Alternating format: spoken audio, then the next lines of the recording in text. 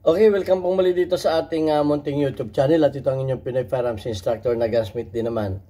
At bago tayo bumati at magpasalamat ay gusto ko lang munang basahin ang ating content ngayon mula sa katanungan ni Joel Acason. Ang sabi niya, Idol, tayo meron po kayong experience sa Taurus G4 pistol na nagja-jam sa reload amos? Okay, wala po tayo ditong wala po kaming Taurus na G4 dito sa aming range. Meron tayo ditong pang demo CC P10. Okay, yun lang ang pandemo natin ngayon at wala tayong pero ang sabi niya ay nagja-jam daw yung kanyang Taurus G4. Nagda-jam sa reload. Okay. So bago natin yan na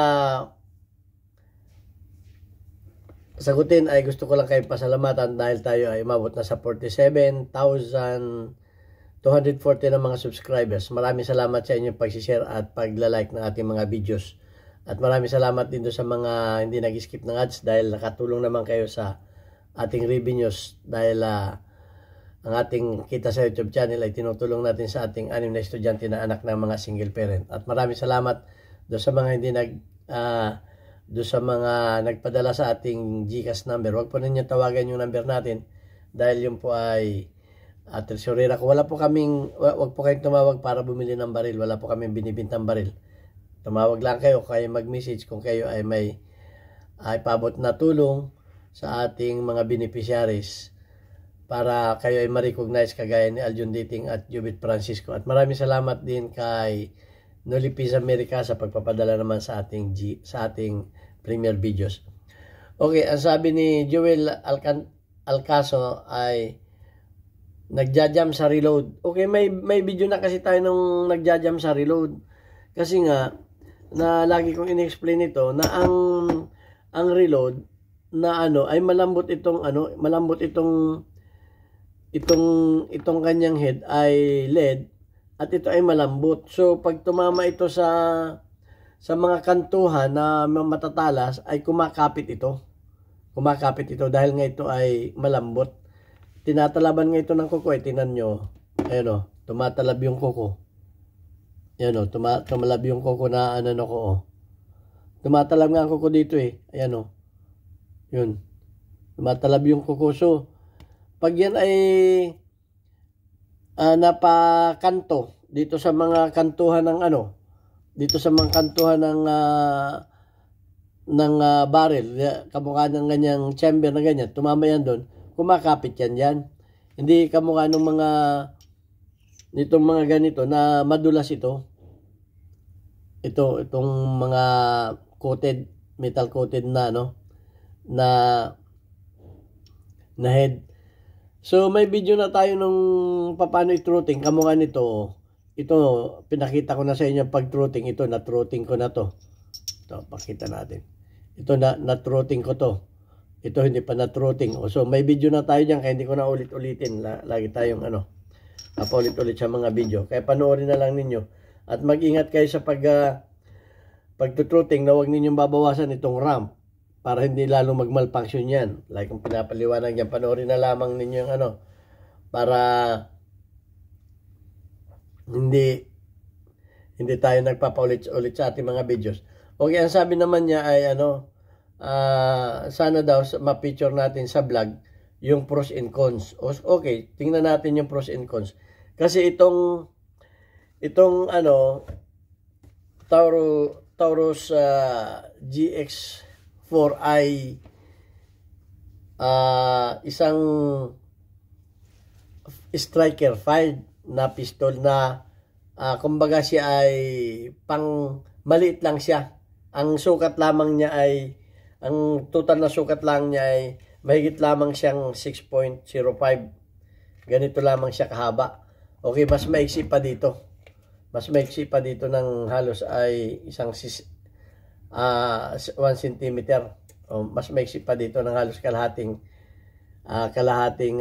mas maiksi pa dito. So maganda siyang pang concealed carry. At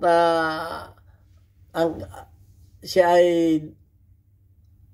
may striker fired. Yan ang ang striker fired siya, wala siyang hammer. At ang bigat lamang niya ay nasa 530 grams lang. Mahigit lang na kalahating kilo ang bigat niya. So yan. At ang overall length nga niya ay yun. Mahigit lamang na 6 inches. Ganito lang ang haba niya. So maganda itong pang-carry. Pocket size, kumbaga. At ito ay 9mm. May option ito na 13 rounds. Meron din 15 rounds. Ang option ng mga magazine nito. So yan. So tingnan natin ang mga pros and cons nito. Ang sabi dito ay comfortable, pleasurable to shoot. So, comfortable ka at magandang iputok ito. Lalo na kung ang sa recoil nito ay maganda, lalo na kung ang gagamitin mong bala ay 150 grains. So, yan. Ang barrel niya ay 3.7 inches lang. So, mas maiksi pa dito, kasi 4 inches ito eh. Okay, 4 inches ito. So, mas maiksi dito, 3.7. Maiksi lang ng kaunti dito ang ang barrel niya. Mga ganito lang, oh. Ang barrel niya ay 3. Wala pang 4. Yan, ganyan lang ang barrel niya, kaiksi. So, maiksi ang barrel nito. Okay. Halos maiksi pa ng 1 cm dito ang barrel. Yun lang ang barrel niya. At ang sabi ay, ang common problem nito ay yung firing pin. Pag kayo ay naka 1,000 putok na dito, kinakailangan kumuha na kayo ng may spare na kayong firing pin. Yun ang kasi yung mga ang sabi do sa research ko ay 1,000 approximate lang yung yung kanyang tinatagal ng kanyang firing pin. Ang sabi ay firing pin breaking after approximately 1,500 rounds. This particularly alarming because a broken firing pin can render a firearms inappropriate hindi na magagamit kung talagang kailangan mo. Yun ang sabi dito. So ayan ang sabi dito. At yung mga ibang sa Amerika nagkameron nito ng issue. Ang sabi dito ay pistol assembled and sold only in United States may under certain circumstances. Ang nag-issue ito yung drop safety. Pag halimbawa may load tapos ay nahulog ay pumuputok. So nagkamero ng issue. Yung mga nagkamero nito ng issue sa Amerika. Kaya yung iba nito ay ni-recall. Yung safety ang dito. Ang naging issue dito. So, may mga ni-recall dito. Ang sabi nga dito, according to the 30 pages case defendant, Taurus International Manufacturing Corporation and Taurus Holdings Incorporated, we have known since at least April 2022 that the pistol suffer from all alleged draft fire defect, which causes the trigger to move rearward when firearms subject to impact and drop.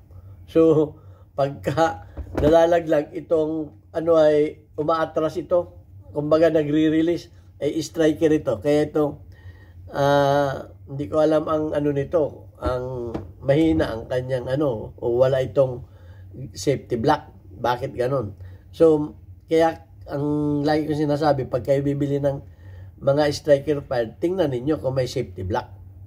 Okay, so makikita naman ninyo yan. Ang kamukha nito, wala itong safety block. So, makikita ninyo yan dito, yung safety block. Dito ninyo makikita yan, kung may safety block dito. So, yan. At yan ang naging issue nitong baril na ito. At namimili nga talaga ito ng bala. Ang sabi nga dito ay ang recommended na Taurus recommended ammo dito ay Federal HS 124 grains best overall, Hornady critical defense 115 grains best for self defense. Yan, may mga dito.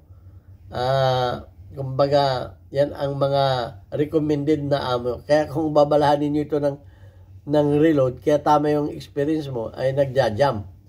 Kasi nga, may mga recommended amo talaga sila dito, para dito sa baril nito. Pero, kung ito ay iyong ito-truthing, ay sisiguraduhin mo na tama ang pagtutruthing mo dahil baka lalong masira kung hindi ka marunong mag-truthing. Okay, may video ako niyan kung paano pag-truthing, pag-aralan ninyo. At ito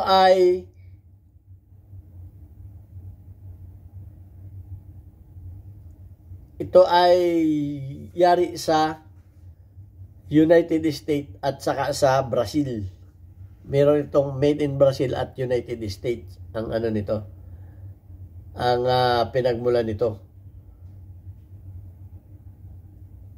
Ang price ay hindi naman kamahalan, nasa $400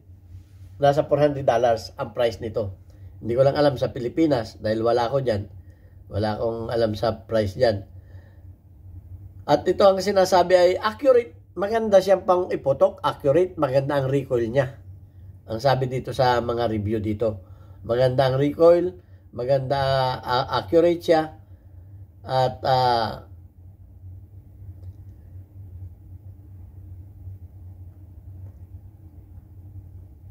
hindi siya malakas ang recoil. 'Yun ang ano niya. So, 'yun ang mga review dito. 'Yun lamang naman ang mga ano nito.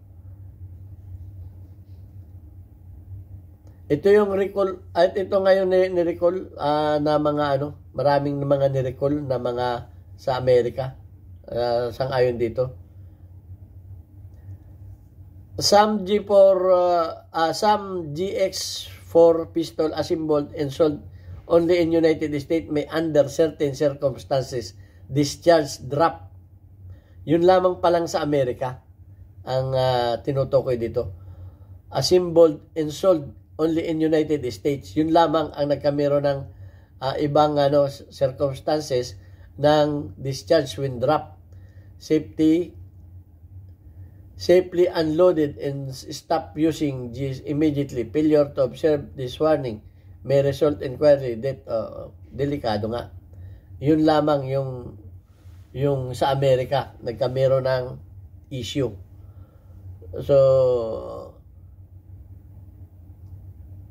at ang isa pa dito, wala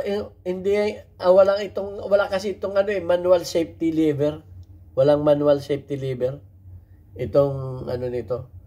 Taurus G4 stands out its category particular to its ito ang sabi dito. Meron na pala ang sabi dito, the Taurus GX stands out its category partly due to its inclusion of manual safety lever which is not always present on striker fired. Kaya nga hindi pa present sa mga yun ang problema sa mga striker fired. Ang safety niya ay nandito sa trigger. Hindi kasali inclusion yung safety lever. Kaya nga sabi ay which is not always present on striker fired. Kamukha nung mga ganito. Kaya mag-isip-isip kayo. Para sa akin, mas gusto ko na yung may safety lever. May manual safety lever. Kasi nga mas safe yun. Mantakin ninyo ang 1911, may grip safety, may thumb safety. Meron pang safe yung mga latest model pa, nilagyan na ng firing pin safety block. So, maraming mga safety. Ay ito, trigger lang. Kaya pag nabagsak o na-shock at may loaded, yun. Kaya nga nagtatalo minsan kami doon sa doon sa may chamber load Kaya nga maingat ako sa mga ganyan.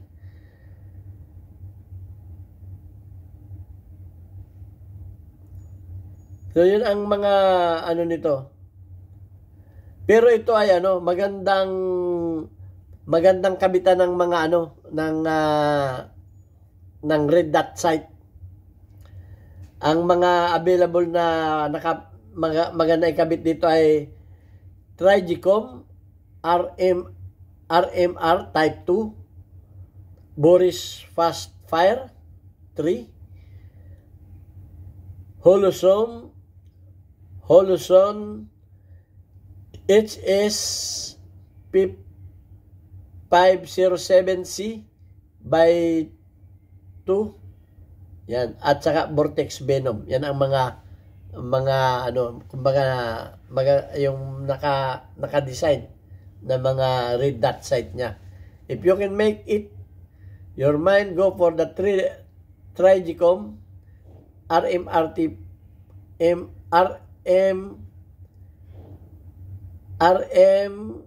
Type 2 as it's always widely regarded.